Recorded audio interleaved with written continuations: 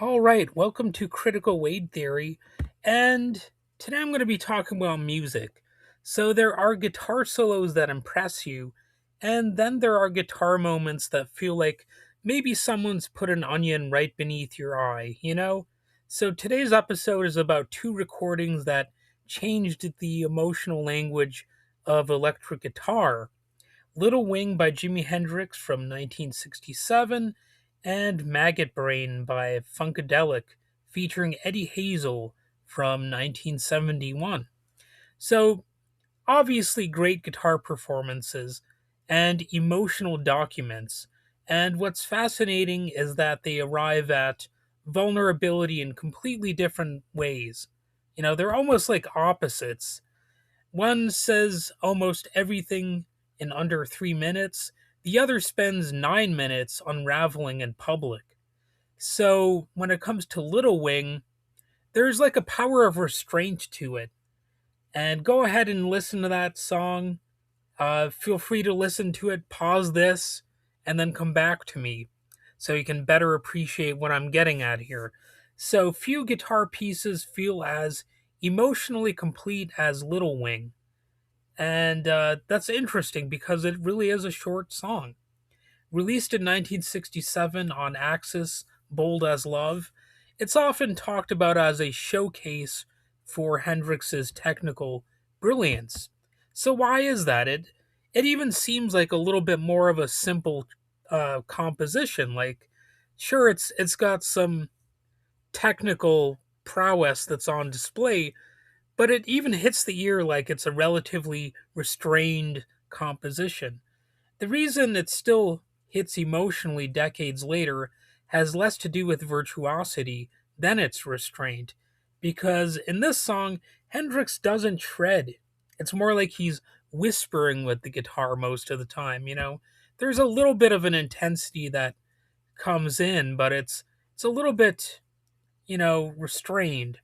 The opening guitar line feels delicate, a little fragile, and the chords blur into melody.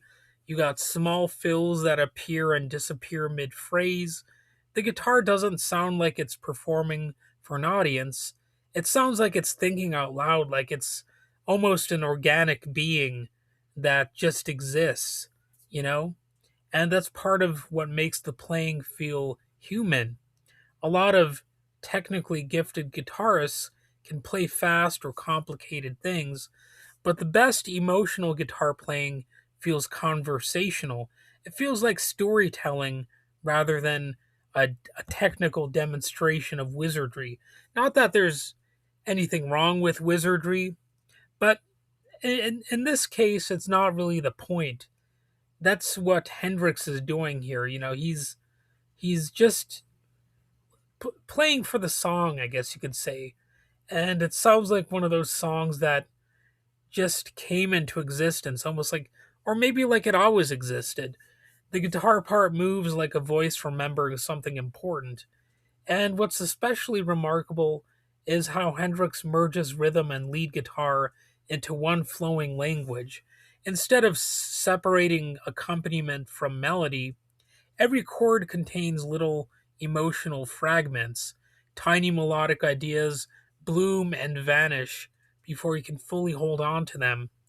And the whole track feels intimate and weightless. Nothing is overstated. The drums drift softly underneath. There's a little bit of a glockenspiel, I believe, which adds this almost childlike shimmer to it. And Hendrix's tone somehow sounds earthly and celestial at the same time. Even lyrically, the song feels dreamlike and compassionate. Hendrix sketches this almost mythical feminine figure who brings comfort and transcendence into the world. And again, the key word here is restraint. The song never pushes too hard emotionally, but you're bound to feel emotional if you are paying attention. It trusts the listener to meet it halfway, and maybe that's why it stays with people. And I actually, I have mixed feelings about how short the song is, because There are times where I'm like, how come he didn't make this longer? Why does it fade out? It it honestly sounds a little bit unfinished, to be honest, but that song's shortness is sort of interesting. One of the most interesting things about Little Wing is that it ends before it feels fully resolved. It arrives, opens this emotional window, and then just disappears. And that unfinished feeling may actually be part of why the song is powerful. There's a psychological idea called the Zygarnik effect. I might not be pronouncing it correctly. But anyway, the Zygarnik effect suggests that people tend to remember incomplete experiences more vividly than completed ones. So unfinished things can create tension and they can linger in the mind. And Little Wing absolutely lingers. So maybe that's like a purposeful thing about this song. Hendrix intentionally might have wanted to have that little bit of unresolved tension. You almost instinctively want to replay it the second that it ends to see if you missed something, you know? It's like if you watch a movie and don't really understand the ending, you might want to rewind the movie a little bit and see if there's something you missed. And that's kind of the same thing that happens with this track. Its emotional impact comes partly from longing. Hendrix gives you just enough to feel transformed, but not enough to feel settled. And historically, the song also changed ideas about what guitar heroism could be. You know, in a lot of cases, emotional guitar playing was often associated with blues grit, speed, or maybe sheer rock and roll volume or whatever. And of course, that stuff can be fine. But in this instance, you know, Little Wing showed that texture, harmony, touch, and space could carry just as much emotional weight and even intensity as a huge solo and a bunch of flash. You can hear echoes of it decades later in neo soul, ambient rock, shoegaze, indie guitar music, and of course also in players like Stevie Ray Vaughan, who is known for having plenty of blazing hot intensity, but he also covered this song and expanded it in a way, and it really helped to introduce the song to a new generation. And you know, the original though is still my preferred version, and I like it because it's more subtle and restrained. All right, on to the other song, the other segment here, Maggot Brain. So, if Little Wing is emotional subtlety through elegance and brevity, then Maggot Brain is emotional exposure through endurance. Released in 1971 by Funkadelic, the track is essentially a 9-minute guitar monologue by Eddie Hazel, and it feels devastatingly personal. According to legend, bandleader George Clinton told Hazel to play as if he had just learned his mother had died, and then learned that she was actually still alive. So whether that story is entirely true or partly mythologized almost doesn't matter anymore, because the performance genuinely sounds like grief, panic, relief, confusion, and transcendence unfolding in real time. Hazel's phrasing constantly swings between tenderness and collapse. Notes bend until they nearly break apart.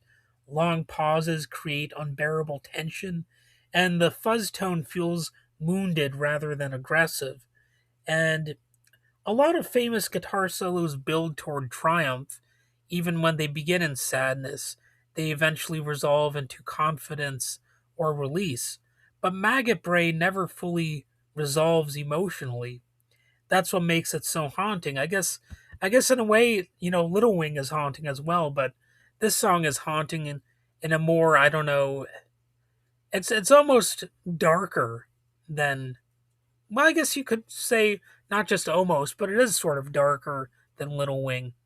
It feels less like a composition and more like listening to somebody process pain live on tape. The guitarist Vernon Reid once described it as a piece of music to evoke the ghosts of the past. And that's pretty much what it sounds like. So basically, these are two different roads to vulnerability. What makes these two recordings pair so beautifully is that they represent opposite approaches to emotional guitar playing.